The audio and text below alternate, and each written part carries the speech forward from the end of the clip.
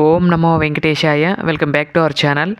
ముక్కోటి ఏకాదశి శుభాకాంక్షలు మీ అందరికీ కూడా ఆ దేవదేవుడైన వెంకటేశ్వర స్వామివారి ఆశీస్సులు మీ అందరి మీద ఉండాలని కోరుకుంటున్నాను. అలాగే మా ఇంట్లో జరిగిన ఉత్తర ద్వార దర్శనాన్ని ఈరోజు వీడియోలో వీక్షించి ఆ స్వామివారి యొక్క ఆశీస్సులు మీ అందరూ కూడా పొందాలని కోరుకుంటున్నాను. ముందుగా అయితే తిరగట్టామండి. ఇలా హాల్లో ఏర్పాటు చేసుకోవడం జరిగింది. స్వామివారిని ముగ్గురిని కూడా వేంచేపు చేసుకుని ఇక్కడ దర్శనాన్ని ఇవ్వబోతున్నారు స్వామివారు. మరికొన్ని క్షణాల్లో స్వామివారి దర్శనాన్ని ఇవ్వబోతున్నారు. చూడండి, అదిగోండి చూడండి, ఒక పక్కన సీత, రామ, లక్ష్మణ సమేత ఆంజనేయ స్వామి సమేత శ్రీ కోదండరామస్వామి వారు ఒకవైపు, రామనారాయణుడు ఒకవైపు, మధ్యలో కలియుగ ప్రత్యక్ష దైవం వెంకటేశ్వర స్వామి వారు శ్రీదేవి భూదేవి సమేతై, అలాగే కింద శ్రీ పద్మావతి అమ్మవారితో కూడి దర్శనాన్ని ఇస్తున్నారు. ఇటు పక్కన కృష్ణస్వామి వారు మరియు ఒక గోదా అమ్మవారు గరుడ వాహనం మీద దర్శనాన్ని ఇస్తున్నారు. ఇంత భాగ్యం కదా! ఈ ముగ్గురిని కూడా ఏకకాలంలో దర్శనం చేసుకోవటమే పుణ్యం అనుకుంటే, ఆ ముగ్గురికి ఒకేసారి ముక్కోటి ఏకాదశి రోజు ఉత్తర ద్వారముఖముగా స్వామివారు మనకి అనుగ్రహిస్తూ ఉన్నారు. ఎంత అద్భుతం కదా! అలాగే ఈరోజు వీడియోలో స్వామివారికి అర్చన కార్యక్రమాలు మాత్రమే చూపిస్తున్నాను. అలంకరణ అలాగే అర్చన వీడియో చూపిస్తున్నాను. రేపటి వీడియోలో లేదా రేపు కానీ ఎల్లుండి కానీ, ఎల్లుండి కన్ఫామ్గా రిలీజ్ చేస్తాను. ఎల్లుండి పూజ, నక్షత్ర హారతి, ఆ తర్వాత పూజ అవన్నీ ఉన్నాయి.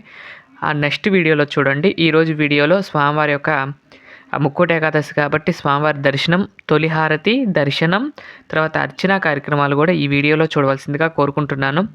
ముందుగా ఇక్కడ స్వామివారికి యొక్క ముగ్గురికి ప్రతిరూపంగా ఈ చటారిని ఇక్కడ వేంచేపు చేసుకుని, ఇక్కడ వారి పాదాలని ఇక్కడ ఈ చటారితో భావించి ఇక్కడ అర్చనా కార్యక్రమాలు అయితే జరుగుతున్నాయి. చూసినట్లయితే శ్రీరామచంద్ర స్వామి వారి యొక్క అష్టోత్తరాలు, అలాగే వెంకటేశ్వర స్వామి వారి యొక్క అష్టోత్తరాలు, అలాగే పద్మావతి అమ్మవారి అష్టోత్తరాలు, కృష్ణస్వామివారి అష్టోత్తరాలు, గోదా అమ్మవారి అష్టోత్తరాలు, ఇవి అన్ని కార్యక్రమాలు అష్టోత్తరాలతో అమ్మవారికి లేదా స్వామివార్లకు ఇలా అర్చనా కార్యక్రమాలు అయితే చేయటం జరిగింది.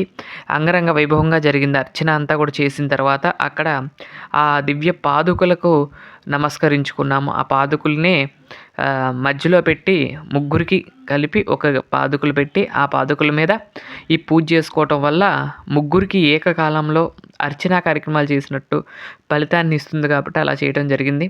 అలాగే ఇక్కడ చూసినట్లయితే రాముల వారు చక్కగా పంచెకట్టుకుని, రాముల వారు, లక్ష్మణస్వామి వారు, అలాగే సీతమ్మవారు చక్కగా నూతన వస్త్రాలు ధరించుకుని అమ్మవారు అయ్యవార్లు చూడండి ఎంత బాగున్నారో కదండి.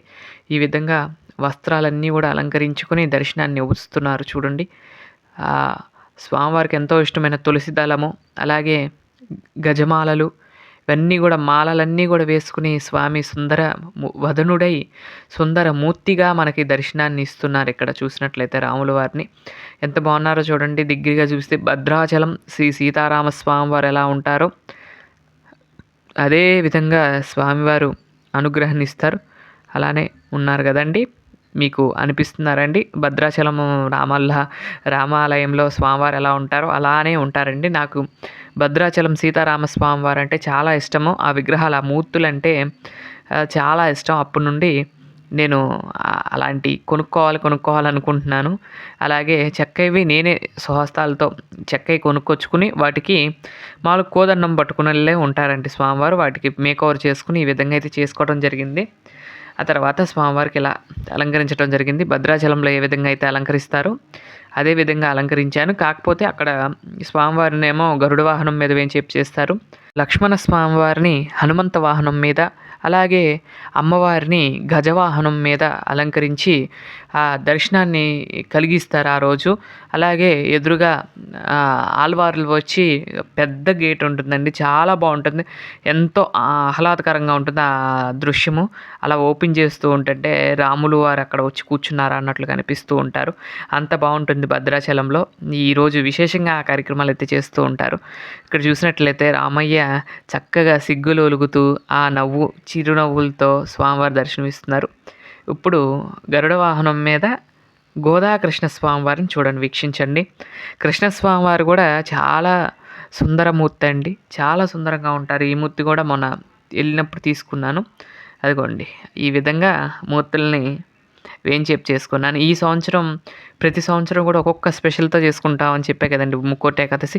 ఈ సంవత్సరం మాకు స్వామివారు ఈ రూపంలో దర్శనమిచ్చారా అన్నట్లుగా అనిపించారు.